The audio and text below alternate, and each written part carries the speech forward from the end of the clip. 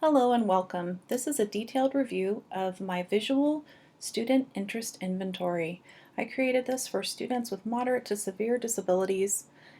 It covers the following transition domains: strengths and interests, communication and job skills, continuing ed and training, independent and supported living, community involvement, recreation and leisure. It also has a sample assessment summary, transition plan activities, and transition resources. Up here, it talks about what students this is appropriate for. So students with more moderate to severe disabilities, non-readers, students who need picture symbols to learn or communicate. So, and as you can see over here on the second page, this is a two-page view. This is what I'm talking about. If your students use things that look like this is for you. As always, you want to follow your district standardized procedure and assessments for transition. I just created this because I needed something supplemental for my students who didn't really understand the questions on the formal assessments because there were no visuals. So as you can see here, it starts with strengths. What are you good at? And I tried to include things that related to possible employment options. I'm a good listener, I'm good at speaking, etc. And I couldn't include everything because that would be too overwhelming. So these are 8 choices, and you can cover up one line at a time if you need to go 4 choices at a time to make it less visually distracting. And students can answer the questions by pointing, circling, using their communication device, a yes/no board, however they can communicate with you. Down here are interests, pretty common ones, as well as a space to write in other interests. Employment, what type of job environment would you prefer? Outdoor, indoor, calm and quiet, active and noisy, etc. What job skills do you have? Friendly, good at teamwork, I'm prompt, on time.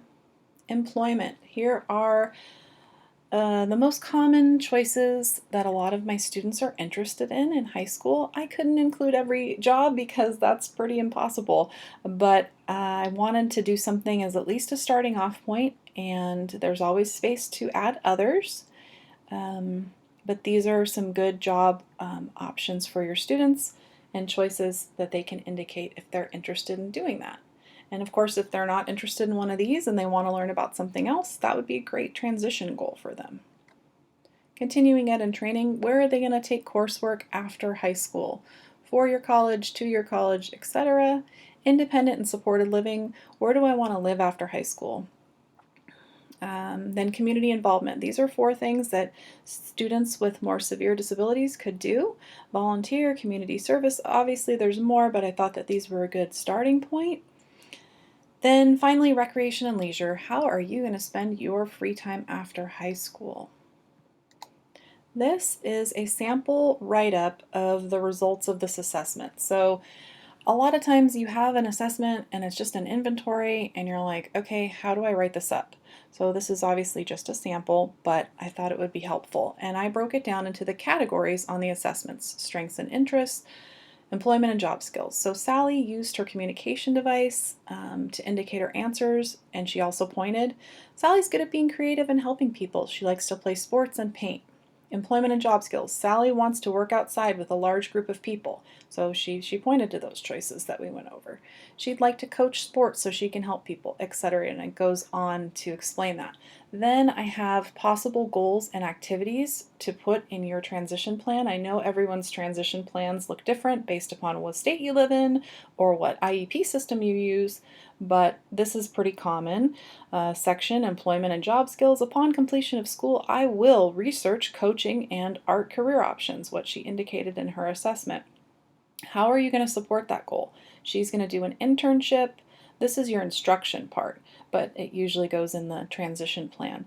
Volunteer activities. She's going to practice completing job applications and research career families involving art or sports and coaching. And it goes on to do a continuing education and training section and the independent and supported living. Then at the end, I have a link at the very bottom to my other resource that's on Teachers Pay Teachers. This is a free PDF download that has 5. So the PDF download is free, and then it details 5 free transition resources online that are full of transition activities, assessments, videos, lessons, whatever you can think of. So I would definitely download this and check that out. That will help you. And then I highlighted one of the ones I love to use with my students with more severe disabilities, California Career Zone. They have a video library that's free, and they're these short 1, maybe 2-minute videos about every career you could possibly think of. So I focus on one career a week with my students, and we watch the video about that career every day of the week. We also have some pretty basic comprehension questions about the career to determine if it's something that they have a strength, a preference, or interest towards. They can use their communication device to indicate their answer, or some of them fill out worksheets. So I hope this helps you and support your students and guiding your transition instruction. Thank you very much.